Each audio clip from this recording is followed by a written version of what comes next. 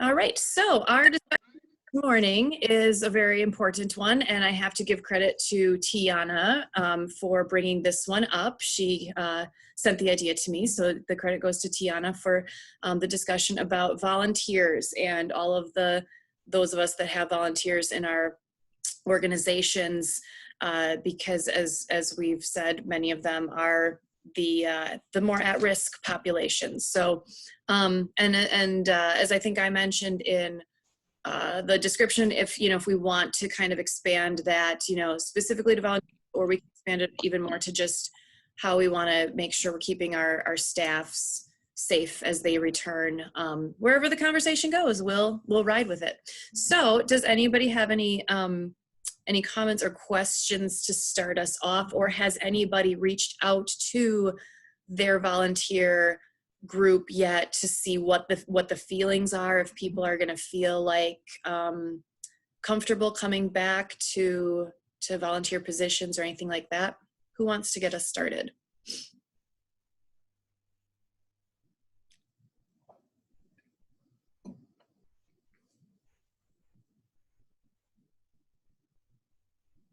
Folks, it's not that early. You must have had at least 3 cups of coffee already. Somebody has something to say.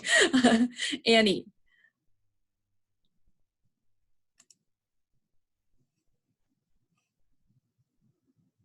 Annie, you had raised your hand. Did you have something?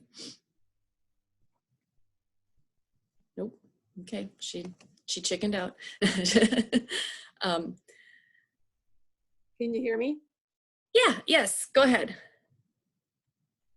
I work at Big Top Chautauqua, so I can have up to 300 volunteers, all of them elderly.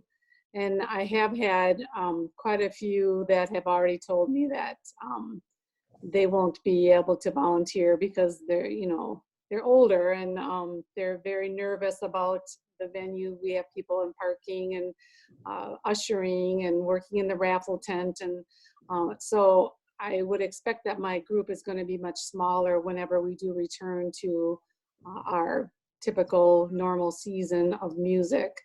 And so I don't know, I think I usually do in-services before, but I'm sure I'm going to have to think long and hard about things that are in place to help them feel comfortable when it's safe.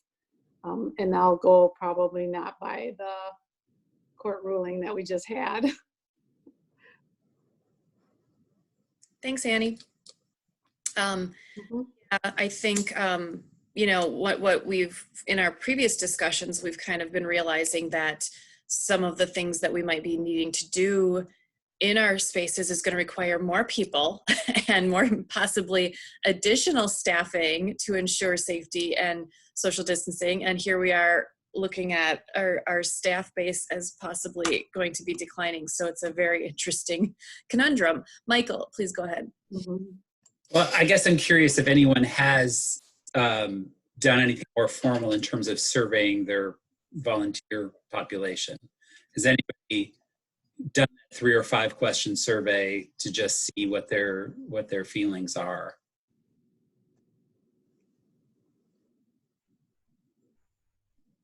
Kim is raising her hand.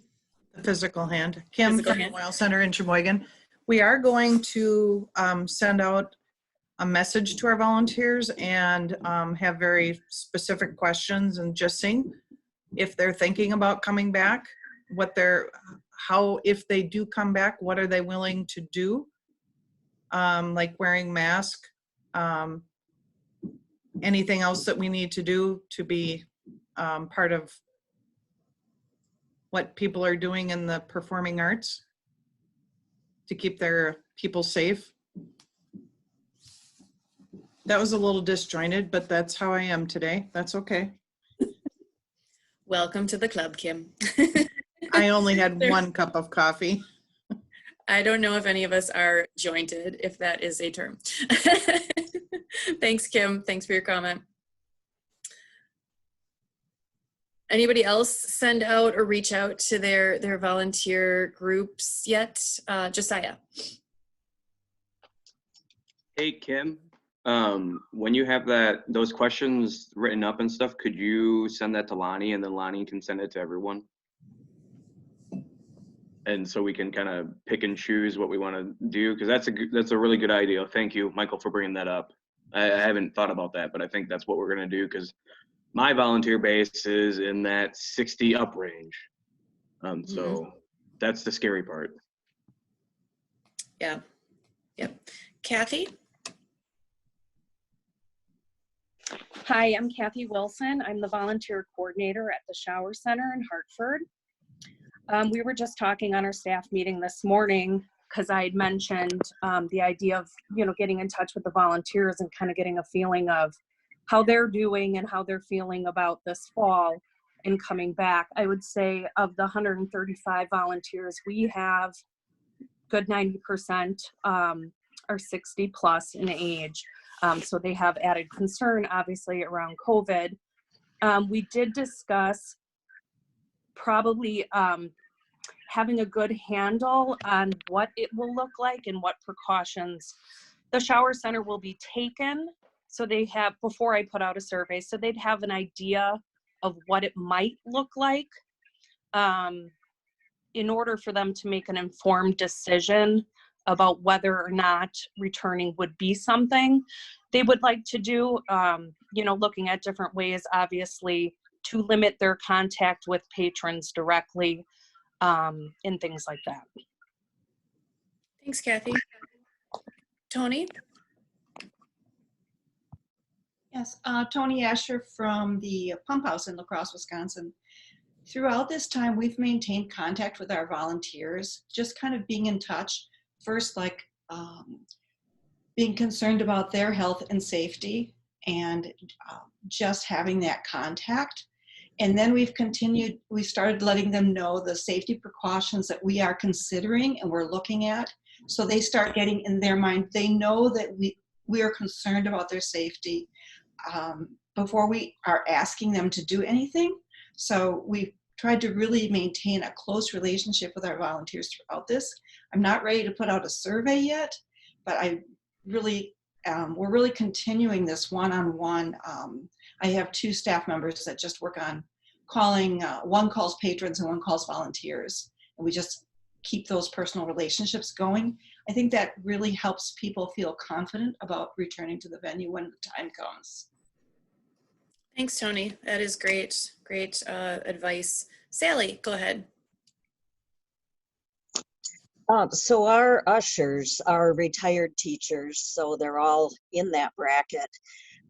We have not reached out to them yet, but I have heard through the grapevine that very many of them are hesitant about coming back.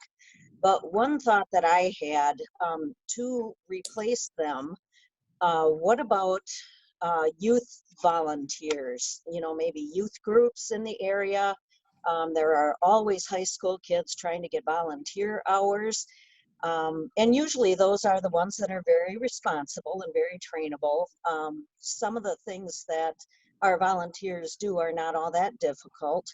So perhaps we could reach out to people like that to fill the gap in the meantime. Thanks, Sally. That's a great idea. Diane, go ahead. Along those lines, we have in the past had we've offered to our NHS students opportunities to volunteer. And so they might, along the same lines as Sally, might be a group that you would reach out to if you have a school. Well, everybody's got a school of some sort near them. So whether it's your associated school or not might be a possibility. Diane Beal, Lucille Tech Center, Spencer. Thanks, Diane. Yeah, those are both great ideas, because I know with the NHS high school students, they're required to do community service. And so, that's a great way. If I were a high school student and I had to do community service, and it's like, do you want to, usher at a theater and maybe even get to see the show? That I think that a lot of students might be very interested in that. And like you say, that's a good replacement for the time being. So great ideas. Other thoughts, people that have, thought through this, or, kind of tried to think of some plan Bs of how you'll fill in the gaps? I'm in a college, so we're on work study. So I mean, I'm in a very different boat, and my students, if we're back in school, they'll want to work. So I don't necessarily have to worry about a workforce, but it's, you know, it's certainly, you know, an issue that a lot of us are dealing with.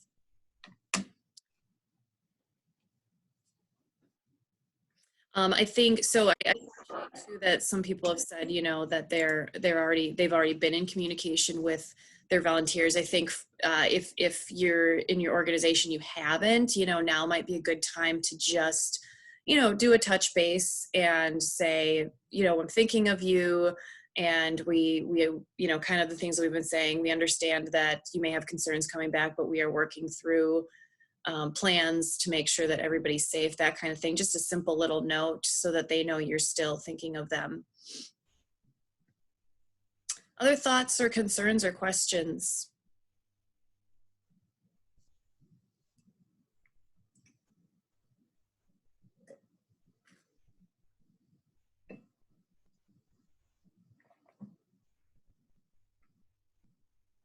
Josiah?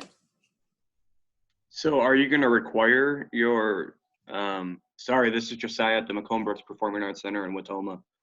Are you going to require your staff and your ushers to, let's say, wear gloves or wear masks? I know in the document that I was looking at yesterday that Karen posted, there was mention of a strong suggestion that they do wear that. But with this whole thing that happened yesterday, are people going to think differently? Like what are people thinking in that sense? Because when I go in the office, like when I go to the PAC, I'm wearing mine because we're in a school. Yes, I'm the only one that's in that side of the building, but I'm still taking those precautions for myself. Thanks, Josiah. Tiana? I'm like Lonnie, I'm at Carthage College in Kenosha, so most of my staff are volunteers, the students. And I've been really thinking about, because I need to put together a safety change up the safety protocol handbook for them on how to move forward to make sure I'm providing them safety as well as employees. And so one of the things I'm really trying to think about more is the gloves, because as we know,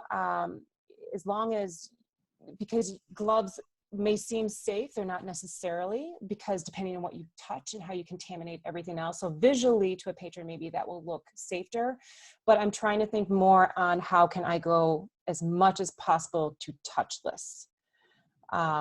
So I know not all of us have scanners, so I like the idea. I think the other day someone said having the patron rip their own tickets. How do we limit cash sale? I mean, it's just a lot of people like to carry cash, but will that be something we can move forward with, or more credit card or easier to clean? I thought about even having some more staff there as ushers to have a bucket of Lysol wipes that people can just take themselves so we don't touch it, and then they can wipe down their area if they don't feel safe. So I don't know where people stand on the gloves. The masks I do agree with. I even thought about maybe even if they don't wear glasses, if there's something I can provide if they wanted it, but at least my staff will wear face masks. Thanks, Tiana. Mary?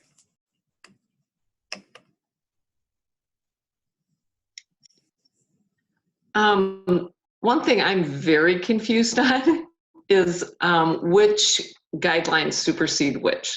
So, you know, like when things happened yesterday, obviously that backtracked on the safer at home.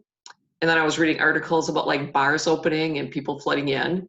So did what they did yesterday. So does Badger bounce back still apply? Because if you're still observing Badger bounce back, none of that should be happening. Or when I look at Badger bounce back, you can't have over 50 until phase 3. But according to the EDC guidelines, you can space, you know, 2 seats apart. So if that gets you to 150, can you do that or not until phase 3? I'm very confused about which guidelines supersede which and what other people might be following. Thanks, Mary. Kim, go ahead. That was part of my disjointedness, because it's a new word today. I didn't sleep well last night, and I don't know. It was everything that happened yesterday. What are we supposed to follow? How do we know? Well, then I think this morning it's coming out that individual cities or counties can make their own decisions. Yet within 2 weeks again, we'll hear more from the state level. Who knows what will come from the federal level? Who knows? So I think our best bet is to just wait and see, unless anybody's opening on June 1st, and I suppose some people are. It's really hard, I think, and I hope other people are feeling the same things I am, because we are confused. It's ridiculous. Thanks. But I guess we can all go to the bar now. See you there. Thanks, Kim. Michael, go ahead. While it's not the official opinion yet, the leanings that I've been hearing and reading in some of the listservs and other places is that Badger Bounce Back doesn't apply at all. So we are open for business, no limits. Now, that's not what the audiences and the patrons are going to follow. We know that. But that's what the state, without the Safer at Home and the Badger Bounce Back, we're completely open.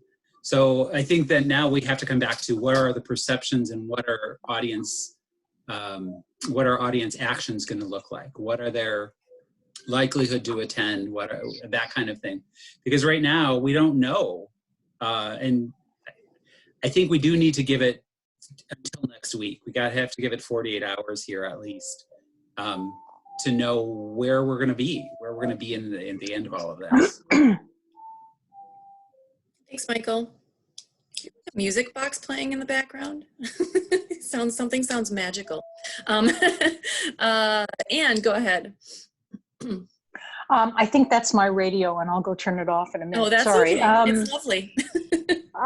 First of all, I was going to say that if you think that this is all crazy, then contact your legislator and tell them that, because the legislature is the body that sued the governor to overturn the Safer at Home rules.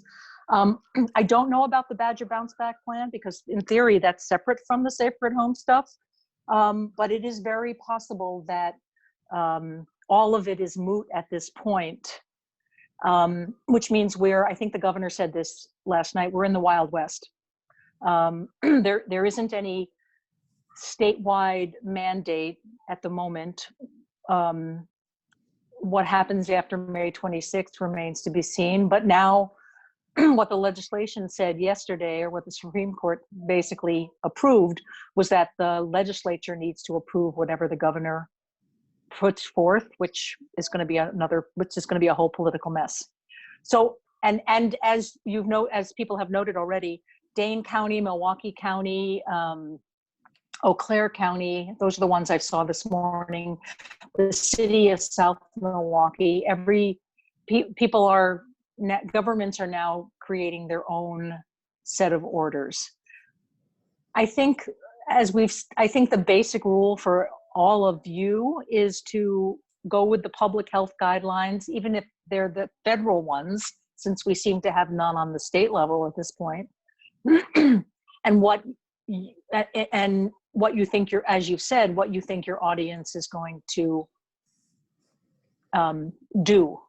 Despite the fact that there are many pictures of people crowding bars last night after the Tavern League said that everything was open and people could go out, I think in general, more people will be hesitant unless they know that things are safe, and that they can feel comfortable going into a building, which in reality means for all of your buildings is that probably won't happen in the very near future, but there's a lot that you can do to reassure people that you are trying to figure it out is not the phrase you'd use, but you're looking at the public health guidelines, you're talking to industry leaders, all of you talking together, and you're continuing to put together the plan based on what is safest and most doable for your audience,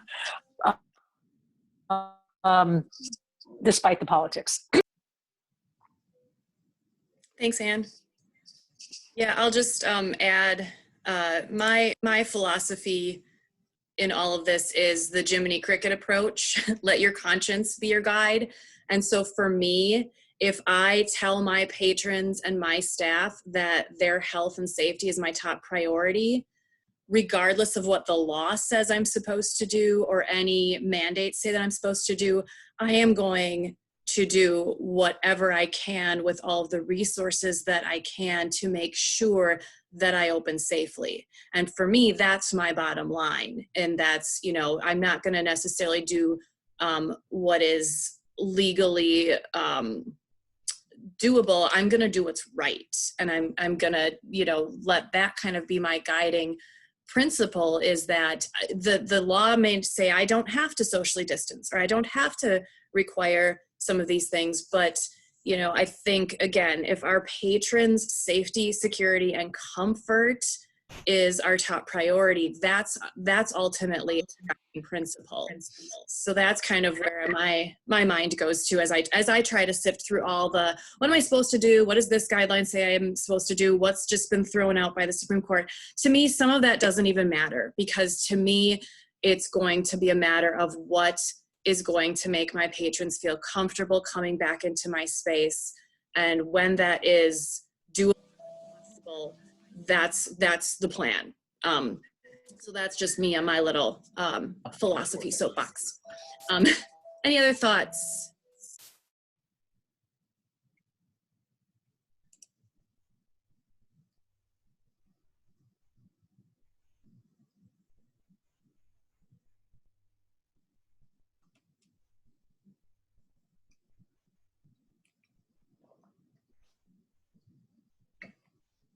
Mary. So given that, and I know I kind of took us on that little sidetrack about that, but I think however we view what we're going to do for our patrons influences what we're going to do for our volunteers as well. But what I want to circle back to then is the fact that no matter when we do it and no matter what we do, I think we're all going to lose some ushers from that group. And unfortunately, I can't say I have anything great to add in terms, but I think we're going to definitely have to get more creative in recruiting new ushers and recruiting ushers out of that, that outside of that over 60 group. I would like to pursue, and I don't know how effective it will be, because the problem is you tend to go to people who are likely to do things, but they're also doing a lot of other things. But like, we have a resident tenant theater group. And I'm just trying to think of ways, you know, like at the high school, yes, you go to NHS, maybe you also go to like the music and theater departments, if you're able to use high school students. But even outside of that, our band and chorus, our local band and chorus also tend to be largely that over 60 group, but I think I'd like to approach them. Our community theater group, and there's definitely more than one. There's one that specifically performs at our theater. There's some other ones who maybe they'd like a way to get in and check out our theater or check us out. Trying to match people interested in the arts already in those younger age groups. We'll brainstorm a little bit on how we could tap into some of those, you know, possible volunteer pools. Thanks, Mary. And we've had a little success, not a lot, a little success in the past. Hartford still has a welcome lady who happens to be one of our volunteers. And I know she will often throw it out to people as a way, hey, to get involved and get to know the community and get to know the showers. So if you have a welcome wagon lady in your community, obviously we give her stuff about the theater, but then also encourage newcomers to volunteer. And we have gotten a few that way. Thanks, Mary. Kim, go ahead.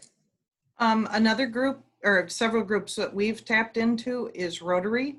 JCs, I think JCs actually have an age limit, if you will.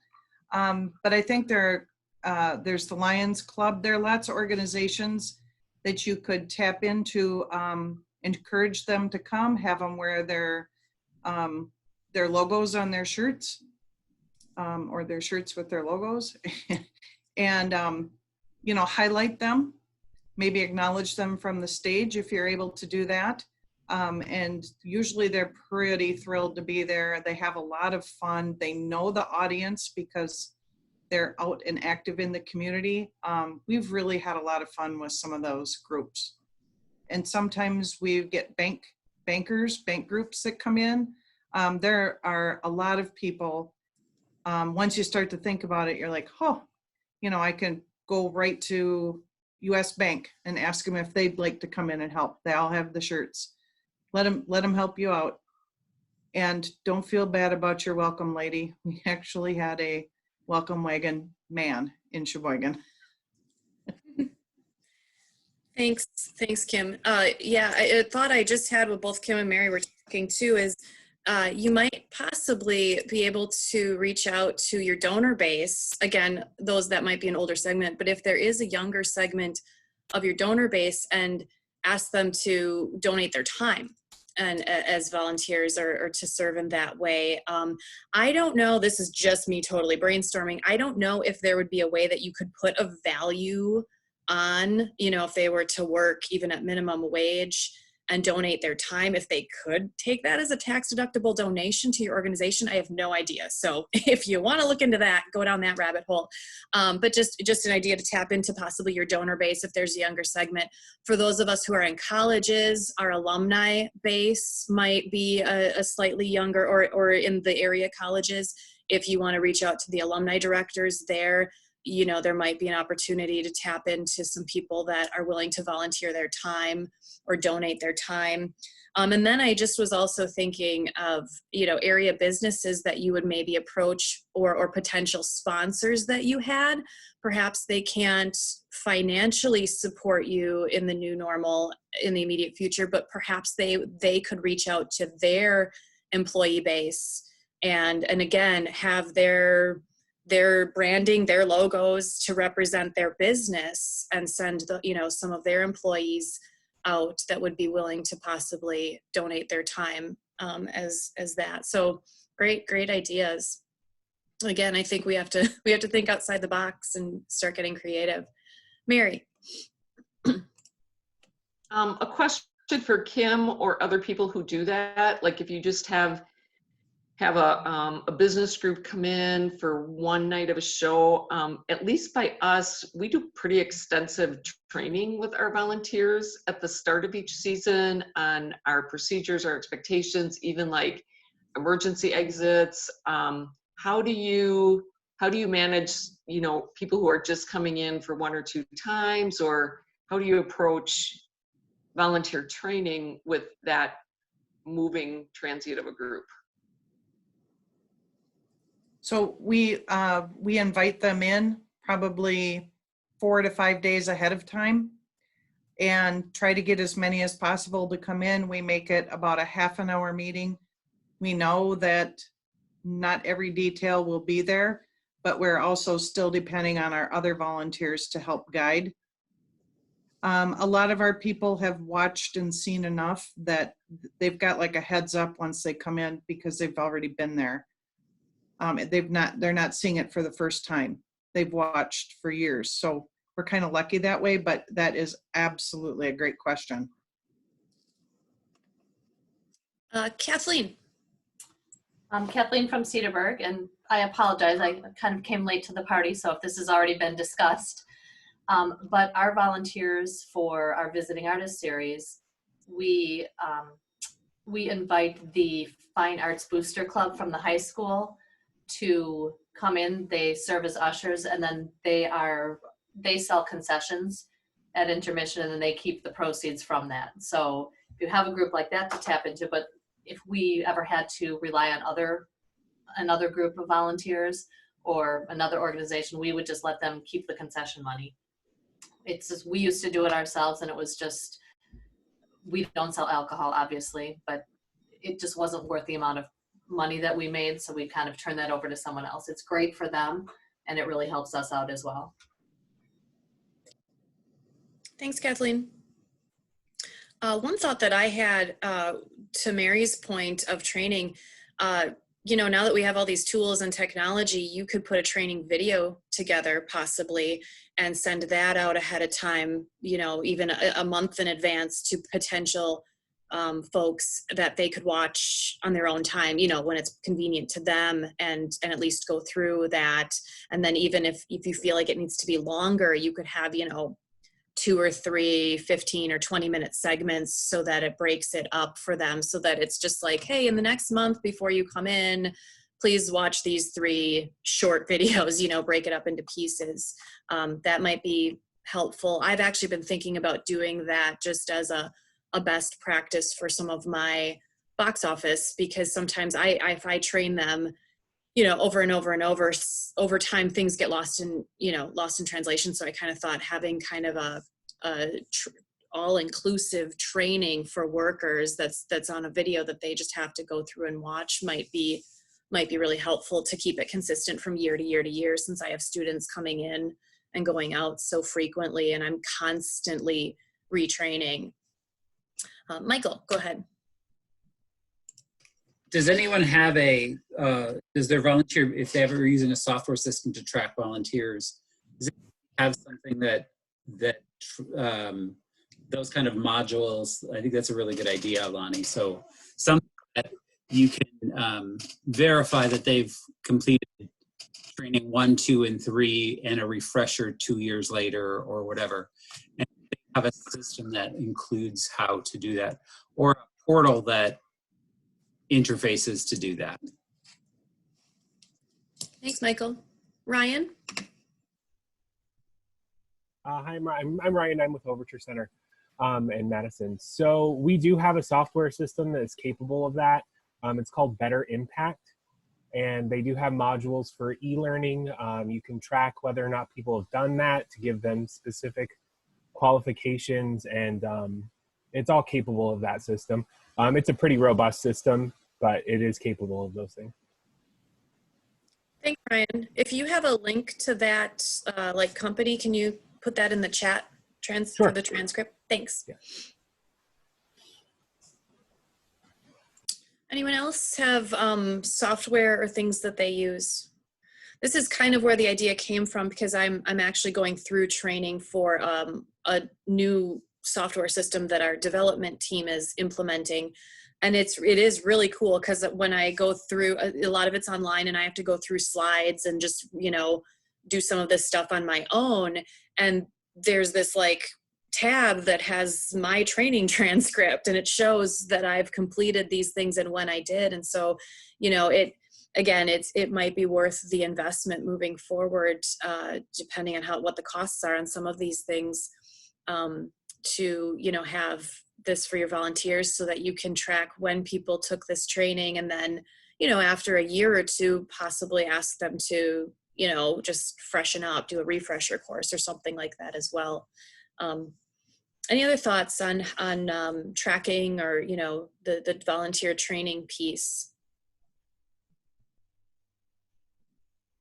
I mean, I think very simply, to get started, you know, if you just really want to hit the ground running with some of this, you could put together like a spreadsheet or something in a Google Doc where people on their honor could, you know, mark off that they've watched whichever videos, you know, depending on what you put together.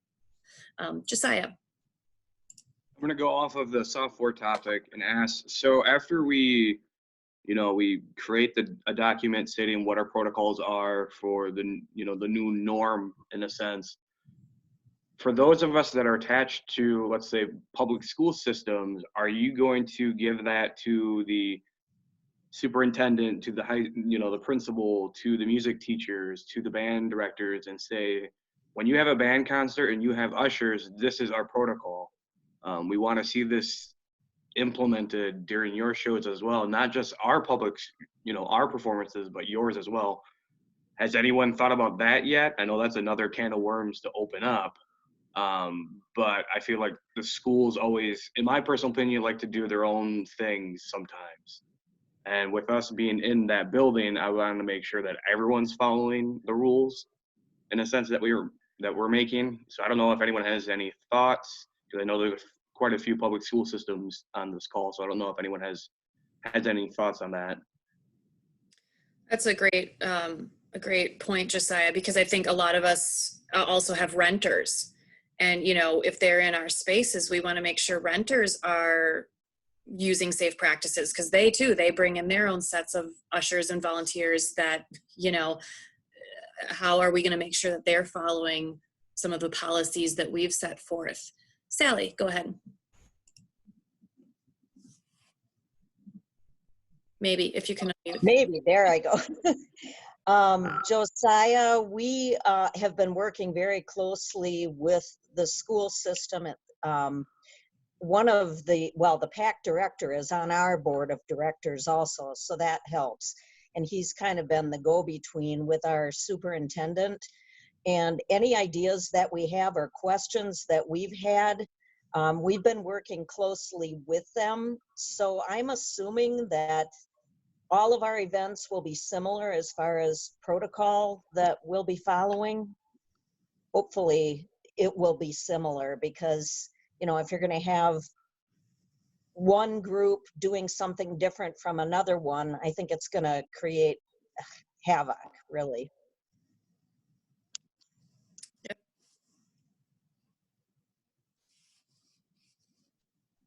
Other thoughts or ideas on how to maintain consistency over many constituents that may be using your space? Kathleen.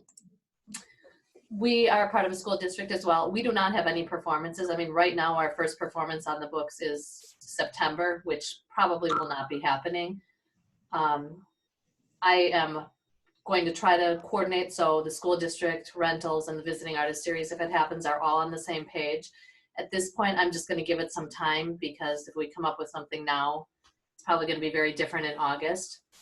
But my plan is to have something uniform between all organizations. It'll probably start with what the school district tells me I have to do, and then modify from there to meet everybody's needs. But we'll kind of cross that bridge a little bit later in the summer.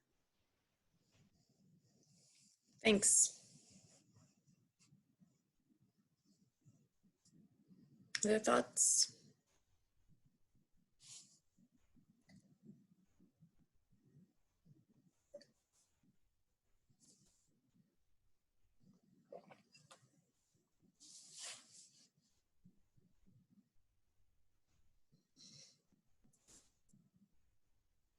Josiah, do you have more questions? It could take us in another direction if you want.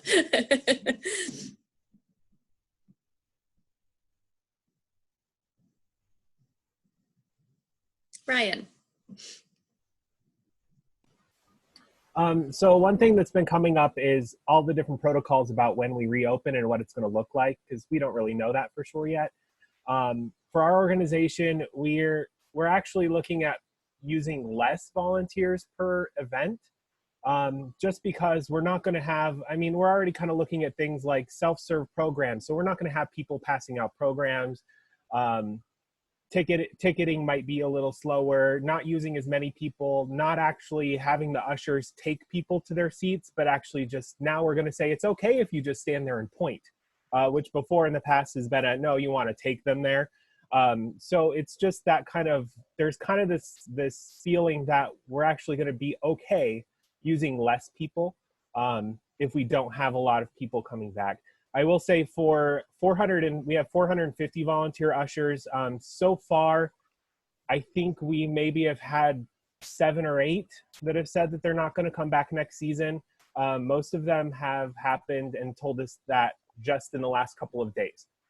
So people are now looking at what it's like to come back. And I think we're just at the beginning of people kind of thinking about, what is it going to be when I come back? Can I come back? So I think there's still a lot people are thinking about, but it's good to talk about and see what we might be able to do. Yep. Thanks, Ryan. Paul? I just wanted to say that we're somewhat on a holding pattern too, just waiting to see what all comes down with the concerning school district and things. Personally, we are moving forward with our performances starting in September. School hasn't made any decision as to any of their events as of right now, but as you know, that's probably going to change. So we'll just wait and see. Thanks, Paul. Yeah, thanks, Ryan. I appreciate the idea of the possibility of actually using less staff, because it is a good point that, you know, if people decide that it's just, we're not going to serve food or do some of these things for intermission, you don't need people there to do that. And I like the idea of not necessarily taking people to their seats, because that's one less person that's, you know, jockeying around in the space. And also, you know, I was looking at a couple of things that came out just regarding audience preferences, and I think if I can make a prediction, the people that are going to come back to our spaces are going to be the people that are our fans that have been there before. So I think the idea of, I don't know that right out of the gate from this quarantine, we're going to get a ton of new people coming to our venue for the first time. We're going to get the people that have been engaged with us and are looking forward to coming back because there are friends, there are donors, there are seasoned subscribers. So I think the idea that they'll be able to seat themselves, they know where they're going, they'll know their way around, is also going to be very helpful, I think, with just the idea of trying to think of keeping, you know, ushers or staff to a minimum just for less crowding. Tiana? I just want to make sure I wanted to add that though we could probably reduce some of our volunteers and staff, as most of you know, that we use them a lot for emergency purposes, not just to give out programs. So making sure we don't limit it too much, because with a possible fire, tornado, weather situation, we need their flashlights and abilities to, because once those happen, social distancing now goes out the door because it's an emergency protocol, right? So making sure that we're not limiting too much of our volunteers and staff, as they're also able to help with those situations. Great point. Great point. Michael. Quick question. How many people are using the IAVM trained crowd manager training for their staffs? Does everybody know about that training? I don't think so, Michael. Can you? Sure. I think it's a, Jen or Andy, if you can help me here. I want to say it's about a 20-some hour training that takes you through all of those emergency situations and do shelter in place, move to shelter, all of those different things, and gets everybody up to speed on the terminology, because that's part of it. And interfacing with emergency services and all the rest. It's a 2-phase program. The first phase is individual. You do it online. And the second phase, you have to write a plan specifically for your venue. So just curious if anybody else has, we've done phase 1, but we've not completed a phase 2. We're in draft modes there. Take that as a no. Michael, if you have a link to that, can you please? Yeah, I will. I'll try and put it up there. Yeah, yeah, thanks. Yeah, we talked a little bit about the IAVM, which it's venue managers. What's the I and the A? I couldn't remember. International Association or Alliance? Okay, so the International Association of Venue Managers is what we're talking about. That, and they last week or the week before, Jared had sent out that they were doing the liability thing with they did a webinar on that, and I believe that's somewhere in the resources, and that went out to the WPN listserv. Just, they did a really nice job on talking about how to reopen safely and think about liability concerns with your venues as we go into this. So that is the group that put that wonderful piece out. So they definitely are a good organization. There is a membership to that, I believe. Michael, are you a member? So the resources might be different for non-members. but it might be something worth looking into to join. Yeah, I am a member, but I don't think that the training is, there's like a $10 fee to do it, but I don't think that you have to be a member to do the training. Okay. I'll put it in the chat. Thank you very much.